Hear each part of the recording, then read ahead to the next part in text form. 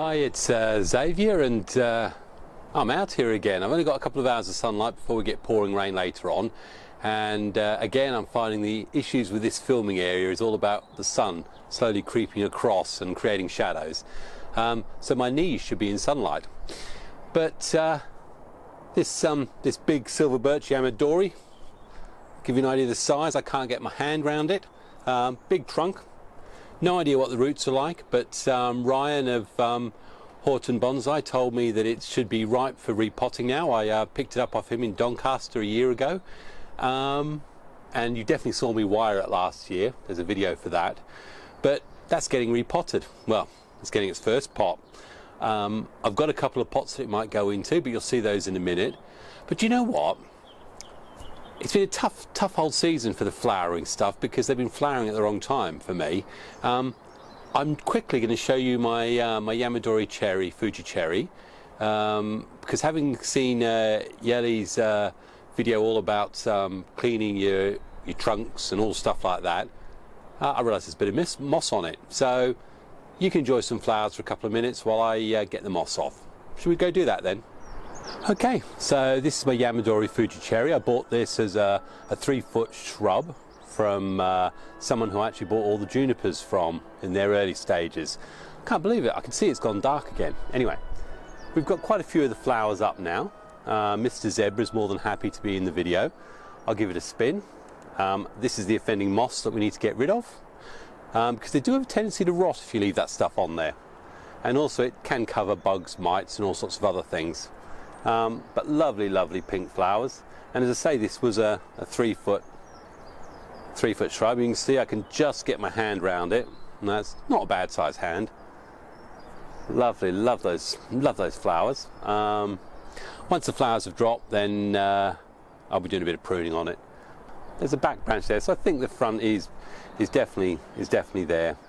So I'm going to move Mr. Zebra. At the moment I'm just going to use a bit of water and a toothbrush and see what we can get off. I don't think you need to see in slow motion, because what we really want to deal with is that Yamadori silver birch. But in fact, why don't I show you one of the other flowering Fuji cherries as well.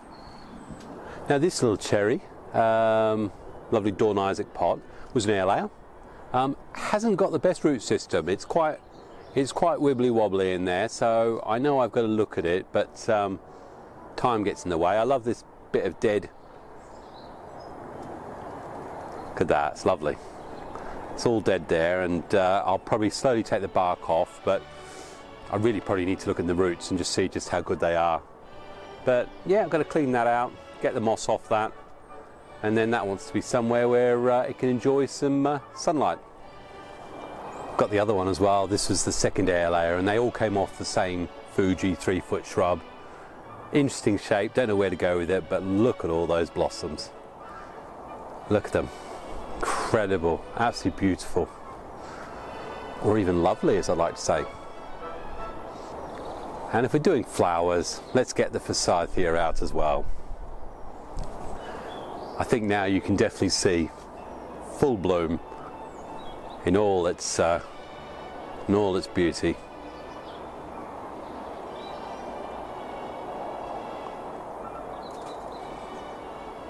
Absolutely lovely. This is definitely got to be repotted after those flowers have dropped. It's been in this for 2 years now. So yeah, so that's the Forsythia.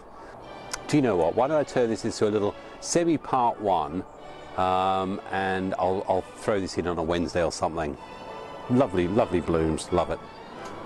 And just to show you that the Japanese quince, the flowers are now definitely starting to open up a lot more.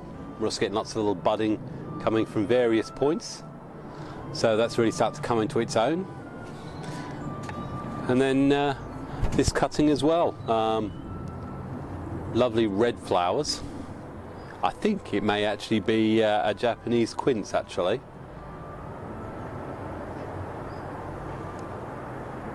But and I think thanks to Andrew Beattie, I think he correctly identified this could well be a Japanese quince actually, and looking at it I think he might be right. But yeah, so lovely blooms on that. Anyway, I'm going to clean the moss off a couple of the others, and then we need to go over and do that silver birch.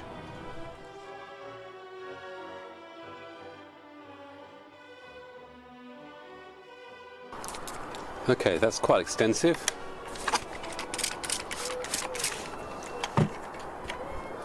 Now I haven't got any of the sprays, or I haven't even got a wire brush, to be honest.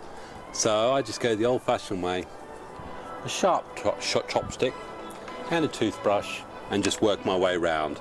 So I'll show you when I've done it, just to see what the finished thing looks like.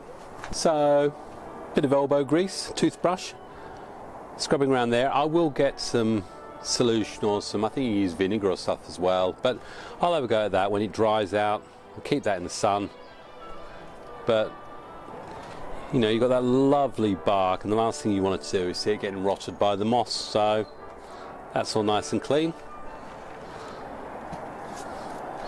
As I said, I think I said last year, pot's a bit too big for it. Probably next year that'll go for a probably, oh, I'm dropping, probably go for half the depth again on this one, and in a much nicer, potentially a Dorner Isaac. Anyway, let's have a look at the other one.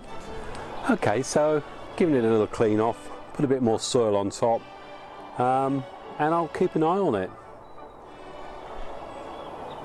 I think what I might actually do is, it's healthy, it's got flowers, loads of flowers, so I might actually put a bit more fertiliser on it this year and see if it's just a case of it needs to be fed up a bit.